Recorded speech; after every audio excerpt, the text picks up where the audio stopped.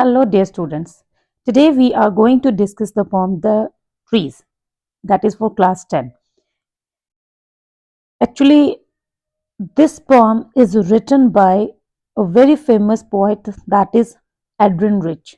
Before starting the poem, we should know about the poet, at least a basic point, that is Adrian Rich is a feminist. Okay, feminist means the one who writes poems about women empowerment and especially the issues related to the female. So Adrienne Rich was born in Baltimore, Maryland, USA in 1929. She is the author of nearly 20 volumes of poetry and has been called a feminist and a radical poet. So the word feminist, that means in this poem, once again we are going to means we may correlate this idea that in this poem, not directly it is mentioned that this poem is written about the women or the females, but it may be right, because it is not directly mentioned, but some means critics, they have said that Adrian Rich has written this poem about the female, about the women empowerment. Okay, कहने का मतलब क्या है students कि ये जो poem है ना द ट्रीज, इसमें डायरेक्टली कहीं भी पोएट ने ये नहीं कहा है कि वो विमेन की बात कर रही है, लेकिन जो एड्रिन रिच है वो एक फेमिनिस्ट है। फेमिनिस्ट मतलब जो कि विमेन के बारे में पोएट्री लिखती है ज़्यादातर।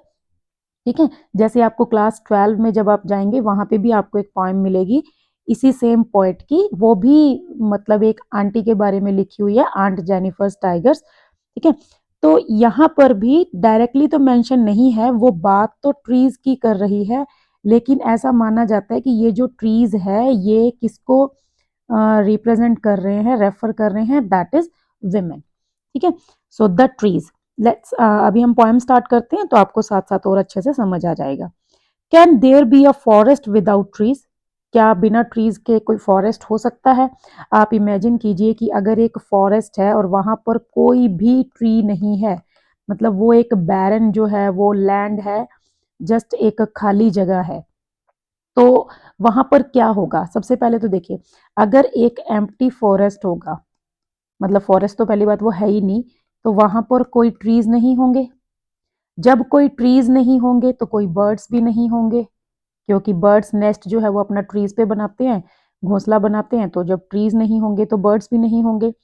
दूसरी बात क्या है, कोई इंसेक्ट्स नहीं होंगे, मतलब जो छोटे छोटे कीड़े मकोड़े होते हैं जो ट्रीज के लीव्स को खा के अपना मतलब गुजारा करते हैं या पेड़ों पे रहते हैं, पेड़ों की जो स्टेम होता है वहां पे छुप के रहते हैं, तो वो इंसेक्ट्स भी नहीं होंगे, वो बर्ड्स भी नहीं होंगे। इसके अलावा क्या होगा, कोई शेडो नहीं बनेगी, क्योंकि सन जो है वो शेडो कैसे बनाता है, जब सन के जो रेज हैं वो ऐसे धरती पे पड़ती हैं, तो रास्ते में जब कोई ऑब्स्टेकल आता है, ठीक है, जैसे कोई ट्रीज की कोई ब्रांचेज आती है, तभी उससे नीचे जो है वो शेडो बनती है। ठीक है, अब अगर बैरन लैंड होगा, ये कोई ट्रीज होंगे ही नहीं, तो क्या कोई सन शेडो फॉर्म कर पाएगा? नहीं, है ना, तो कोई शेडो भी नहीं बनेगी। अब ये तो बेसिक सी बात है, सबको पता है। ठीक है, आप लोग इजीली इस चीज को इमेजिन कर सकते हैं। तो ऐसा ही कुछ जो है वो पोएट ने इस पोएम में बताया है। ठीक है, ये तो था दिन की बात। अगर हम रात की बात करते हैं, सपोज कीजिए कि अगर नाइट टाइम है, तब भी क्या होगा, अगर कोई ट्रीज नहीं है, फॉरेस्ट में कोई ट्रीज नहीं है, तो क्या होगा? जब ट्रीज नहीं होंगे तो आसमान में जो चांद है वो पूरा दिखाई देगा, है ना, क्योंकि ट्रीज ही नहीं है। जब ट्रीज होते हैं तो कहीं ना कहीं जो ट्रीज की ब्रांचेस होती हैं वो चांद की शेडो तो नहीं बनती, लेकिन ब्रांचेस की वजह से हम ऐसे मून को जो है, चांद को, वो पार्ट्स में देख पाते हैं। ठीक है, पूरा का पूरा चांद जो है वो नहीं दिखाई देगा। आप ये प्रैक्टिकल भी करके देख सकते हो, एक ट्री के पास में खड़े होके आसमान की तरफ देखना, तो आपको जो चांद है ना वो ऐसे पार्ट्स में दिखाई देगा। वही जब आप खाली ग्राउंड में देखेंगे तो आपको पूरा चांद ऐसे पूरा फुल मून नाइट में फुल दिखाई देगा। ठीक है, तो ये भी एक बेसिक सी बात है। अब ये मैं आपको पहले क्यों बता रही हूँ, क्योंकि यही जो बातें हैं वो पोएट इस पोएम में कह रही है। ठीक है, इसके अलावा अगर हम बात करते हैं विमेन एम्पावरमेंट की, तो आप ये देखिए, अभी आजकल तो फीमेल्स को बहुत ज़्यादा इंडिपेंडेंस मिल चुकी है, जब नहीं थी तो हर एक मतलब विमेन ये चाहती थी कि उसको भी बराबर जो है वो राइट्स मिले, ठीक है, पढ़ने का अधिकार मिले, है ना, ये सब अपनी लाइफ जीने का एक प्रॉपर जो है वो फ्रीडम मिले।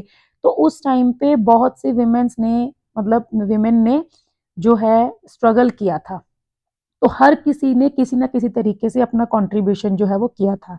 तो कहीं ना कहीं पोएट जो है वो ऐसे ही एक स्ट्रगल की बात इस पोएम में कर रही है, लेकिन वो डायरेक्टली नहीं कह रही है, ठीक है, डायरेक्टली विमेन कहीं पे भी मेंशन नहीं हुआ है। हम ट्रीज के रेफरेंस से पढ़ेंगे, आप उसको जस्ट कोरिलेट करेंगे विमेन के साथ, क्योंकि एग्जाम में जो आपका क्वेश्चन है वो विमेन एम्पावरमेंट के साथ कोरिलेट करके आ सकता है इस पोएम को, द ट्रीज का मेन आइडिया, ठीक है। सो चलिए स्टार्ट करते हैं पोएम की explanation. First of all, the trees inside are moving out into the forest, मतलब अभी जो ट्रीज हैं वो कहाँ पर हैं, वो अभी एक घर के अंदर है, ठीक है। तो अभी जो ट्रीज हैं वो घर के अंदर हैं और वो अपने आप को फ्री करने के लिए स्ट्रगल कर रहे हैं। The trees inside are moving out into the forest, वो कहाँ जाना चाहते हैं, वो बाहर जंगल में जाना चाहते हैं। अब वो जो जंगल है वो कैसा है, the forest that was empty all these days, ठीक है, फॉरेस्ट जो है वो बिल्कुल खाली है, वहां पर कोई ट्रीज नहीं है, इसीलिए जो ट्रीज हैं वो बाहर जाना चाहते हैं फॉरेस्ट में। Now what about the forest, the forest that is empty, there are no trees. अब जब वहां पे ट्रीज नहीं है, so there are no birds, the birds could not have shelter, no insects can hide in the trees, no sun bury its feet in shadow, means because of the absence of trees the sun can't form shadow, the sun rays they can't form shadow, that means कि जो sun है वो shadow नहीं बना पा रहा है, क्योंकि empty ground है तो कोई shadow बन ही नहीं रही है, ठीक है। लेकिन यहाँ पे अगर आप देखेंगे पोइटिक डिवाइस की अगर हम बात करते हैं तो वो पर्सोनिफिकेशन है, क्योंकि पोइट जो है वो ये कह रही है ना कि सन जो है वो शेडो में अपने पैरों को मतलब बरी नहीं कर पा रहा है, उसमें डुबा नहीं पा रहा है, तो दैट मीन्स कि यहाँ पर पर्सोनिफिकेशन है। The forest that was empty all these nights, the forest that is empty today means tonight will be full of trees by morning, कल सुबह तक ये पेड़ों से भर जाएगा।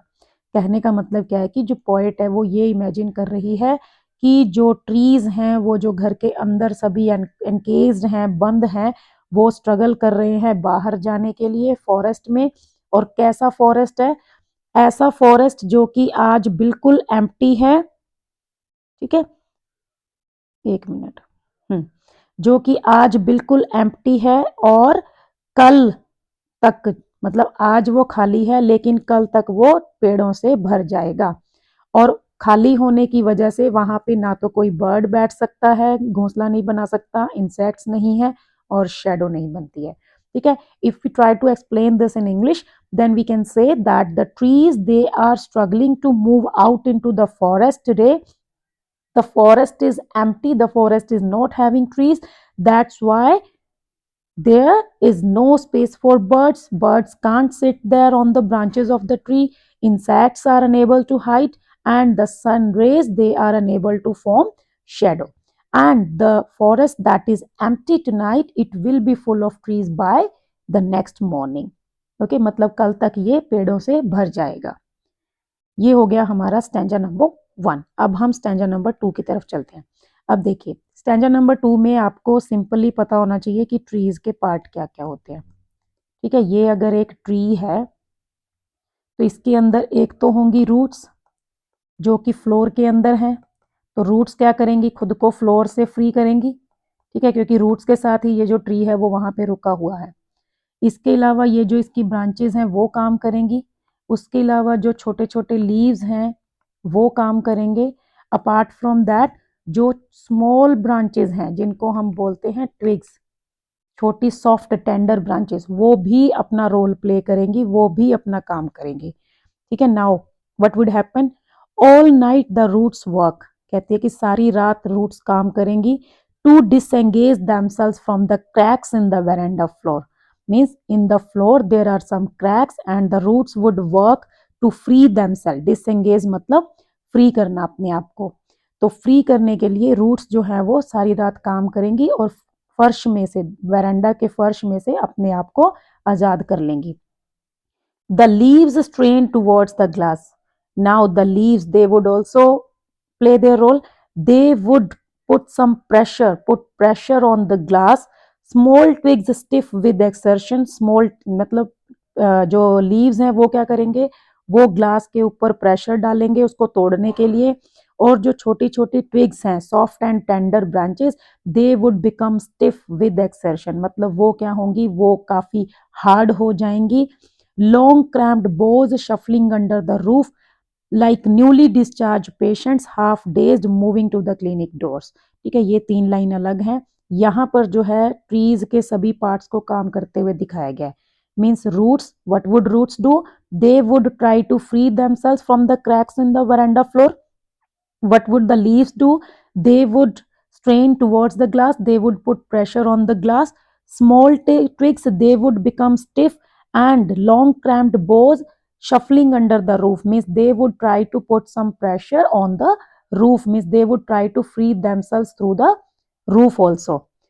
मतलब वो खुद को फ्री करने की कोशिश करेंगे, हर तरह से तोड़कर ग्लासेस को, विंडोज को, छत की जो है दीवारों को, सबको तोड़कर बाहर निकल जाएंगे. अब वो उसको पोइट अब जो है वो कंपेयर कर रहा है. लाइक वर्ड आया है तो यहाँ पर जो है सिमिली पोएटिक डिवाइस है, क्योंकि पोइट यहाँ पे कंपेयर कर रहा है उनको न्यूली डिस्चार्ज पेशेंट की तरह. मतलब एक ऐसा पेशेंट जो अभी अभी डिस्चार्ज हुआ है और काफी दिन से हॉस्पिटल में था. कभी आपने एक्सपीरियंस भी किया होगा, जब हम कई दिन से हॉस्पिटलाइज्ड होते हैं तो घर जाने के लिए एक जल्दी रहती है कि घर जाना है, घर जाना है. तो ऐसे ही वो कह रहा है कि यहाँ पर ये जो सभी मतलब ट्रीज हैं, they would behave like newly discharge patient. They would be half conscious because of some kind of medication, and they would be in a rush move to the clinic doors. मतलब वो newly discharge patient की तरह दरवाजे की तरफ भागेंगे, और आधे नींद सी में, क्योंकि मेडिकेशन का थोड़ा असर होता है उस टाइम पे, तो आधी बेहोशी की हालत में फिर भी वो दरवाजे की तरफ भागने के लिए जल्दबाजी करेंगे. ठीक है, तो इस स्टैंजा में क्या बताया गया कि ट्रीज के जो अलग अलग पार्ट्स हैं वो कैसे काम करेंगे, और ट्रीज को जो है कंपेयर किया गया है, मतलब ट्विग्स को और इनको सबको कंपेयर किया गया है न्यूली डिस्चार्ज पेशेंट के साथ. सिमिली पोएटिक डिवाइस है. And they would behave like newly discharged patients. They would be eager to move out of the clinic, move out of the hospital, and rush towards the clinic doors. Now, third stanza. I sit inside. Who is I here? The poet. अब poet कहती है कि मैं अंदर बैठी हूँ. ठीक है. Doors open to the verandah. Doors जो है वो वेरांडा की तरफ खुले हुए हैं. Writing long letters. The poet is writing long letters. कहती है मैं थोड़े लंबे लंबे लेटर्स लिख रही हूँ. इन विच आई स्कैर्सली. स्कैर्सली मतलब हार्डली. हार्डली मतलब कि ऑलमोस्ट नो. ठीक है.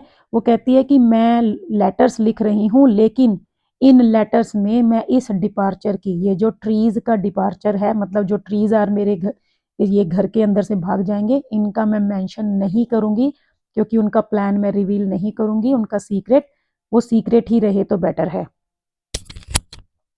Poetess is saying that I sit inside, doors open to the veranda. I am writing long letters, but I would hardly mention about the departure of the forest from the house in these letters. ठीक है, मैं नहीं mention करूंगी.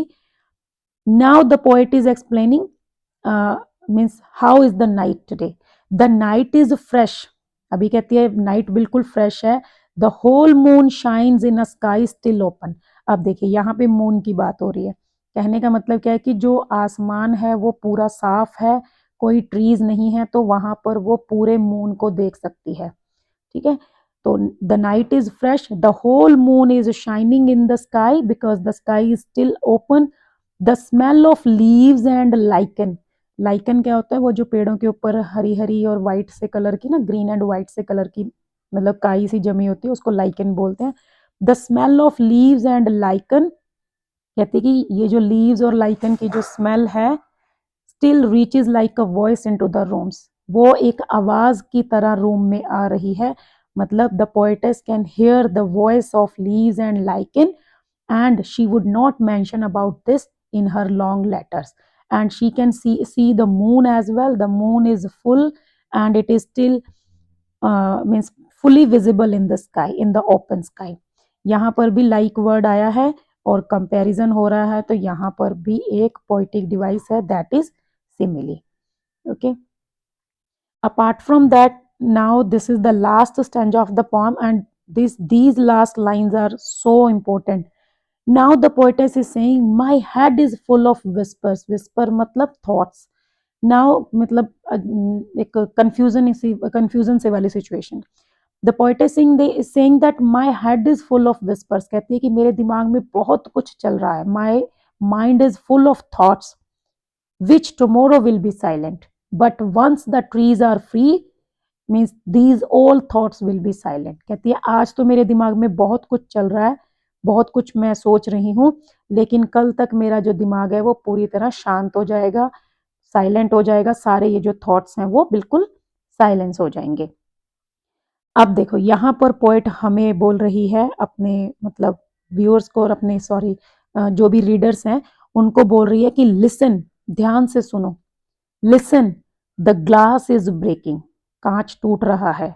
The trees are stumbling forward, पेड़ जो हैं वो बाहर जा रहे हैं into the night. Winds rush to meet them, wind जो है, हवा जो है वो उनको मिलने के लिए, उनको हक करने के लिए भाग रही है. यहाँ पर भी पर्सोनिफिकेशन है, ठीक है, क्योंकि सभी नेचुरल ऑब्जेक्ट्स को ह्यूमन एक्टिविटीज करते हुए दिखाया गया. The trees are stumbling forward into the night, winds rush to meet them. ठीक है, जैसे हम किसी के लिए अगर मिलने के लिए बेताब होते हैं तो उसको भागकर मिलने के लिए मतलब दौड़कर जाते हैं, तो ऐसा ही कुछ विंड जो है वो यहाँ पे बिहेव कर रही है. That is a human activity. So यहाँ पर कौन सा पोएटिक डिवाइस है? Personification. So the trees are stumbling forward into the night, winds rush to meet them. ठीक है, मतलब विंड भी उनको वेलकम कर रही है, उनको ग्रीट कर रही है. नाउ अब देखिए अब क्या हुआ है, अब ये हो गया है कि जो फुल मून था वो पूरा मून दिखाई दे रहा था, लेकिन अभी जो है सारे ट्रीज बाहर चले गए हैं. तो अब क्या हो गया है, मतलब ट्रीज की जो ब्रांचेस हैं उनकी वजह से जो मून है वो पीसीज में दिखाई दे रहा है. ठीक है, the moon is broken like a mirror. Now the full moon is not visible, but we can see the moon in parts. So that means the moon is broken like a mirror. यहाँ पर भी simile है. Its pieces flash now in the crown of the tallest oak. अब कहती है कि जो सबसे लंबा जो पेड़ था, टॉलेस्ट ओक, जब वो भी बाहर चला गया है, तो ये जो मून के पीसेस है ना, वो ऐसे उसको डेकोरेट कर रहे हैं जैसे किसी किंग का क्राउन. ठीक है, मतलब जैसे किसी किंग के सर पे जैसे क्राउन होता है, ताज जो होता है. ठीक है, मतलब वो कह रही है कि ये ऐसे उसको जो है मतलब जो टॉलेस्ट ओक है उसको एक एज अ किंग जो है वो उसके ऊपर क्राउन का वो काम कर रहा है. ठीक है, मतलब कहने का क्या है कि जब ट्रीज नहीं थे तब फुल मून दिखाई दे रहा था, लेकिन जब ट्रीज चले गए तो जो हमारे आंखों के और मून के बीच में जो है ब्रांचेस आ रही हैं, तो उसकी वजह से हम ऐसे मून को पार्ट में देख पा रहे हैं. ठीक है, नॉट द फुली. तो अब ये जो मतलब सबसे लंबे जो ओक का पेड़ है उसकी जो ब्रांचेस हैं उसके ऊपर ये जो मून का ऐसे पार्ट दिख रहा है ना, ये ऐसे लग रहा है जैसे किसी किंग ने क्राउन पहन रखा हो, मतलब वो उसको डेकोरेट कर रहा है. यहाँ पर जो पोएट है वो क्या कहना चाहती है कि जो मून है ना वो भी हैप्पी है अपने ट्रीज को वापस फॉरेस्ट में पाकर. ठीक है, यहाँ पे ना मतलब इस पोएम में दो मैसेज हो सकते हैं. एक तो ये भी कि we should not cut trees, we should not like bound them, कि हमें ऐसा नहीं करना चाहिए कि हम फॉरेस्ट को तो काटते जा रहे हैं, खत्म करते जा रहे हैं और घरों के अंदर प्लांट्स लगाते हैं. तो जो प्लांट्स है ना उनको भी फ्रीडम चाहिए, उनको भी बाहर जो है ना ट्रीज जो है वो फॉरेस्ट में ही अच्छे लगते हैं. तो नेचर तभी खुश होती है जब हम उस चीज को सेव करके रखेंगे. और दूसरा जो है वो विमेन के साथ तो इसको कंपेयर किया ही जा सकता है कि विमेन जो है वो भी घर की चार दीवारी के लिए नहीं बनी है, मतलब उसको भी उतनी ही फ्रीडम, उतना ही जो एक्सपोजर है वो मिलना चाहिए ताकि वो भी अपना बेस्ट जो है वो कर सके. ठीक है, तो ये आपकी पॉइंट थी द ट्रीज. ठीक है, written by Adrienne Rich. I hope आपको अच्छे से समझ आ गई होगी. नहीं समझ आई है तो आप मुझे कमेंट में बता सकते हैं कौन सा स्टैंजा या कौन सा पॉइंट है आपको जो सही से समझ नहीं आया, ताकि मैं दोबारा उसके ऊपर आपको और अच्छी वर्ड्स में समझाने की कोशिश करूंगी। ये कुछ जो है कीवर्ड्स हैं, मतलब वर्ड मीनिंग्स हैं। To disengage themselves, to separate themselves, strain, make efforts to move, bow, that means branches, shuffling, moving repeatedly from one position to another, lichen, crusty patches or bushy growth on the tree trunks, bare ground formed by association of fungus and algae. Now ये आपके जो है कुछ question answer हैं poem के, ठीक है। इसमें देखिए मैं आपको एक क्वेश्चन बता रही थी, ये वाला, सी, what does the poet compare their branches to? And where are the trees in the poem now? They are inside the house. What do their roots, their leaves and their twigs do? ये तीनों आपको अलग अलग याद होने चाहिए कि roots क्या करेंगी, they would try to free themselves from the cracks of veranda floor. Leaves क्या करेंगे, they would strain towards the glass. And twigs क्या करेंगी, they would means put pressure on the roofs. And what does the poet compare their branches to, और वो इनको compare किसके साथ कर रहा है, न्यूली डिस्चार्ज पेशेंट, ठीक है। ये वाला जो पॉइंट है, ये क्वेश्चन जो है काफी इंपॉर्टेंट है, ये आपको अच्छे से करना है। उसके अलावा ये थर्ड क्वेश्चन देखिए, how does the poet describe the moon at the beginning of the third stanza?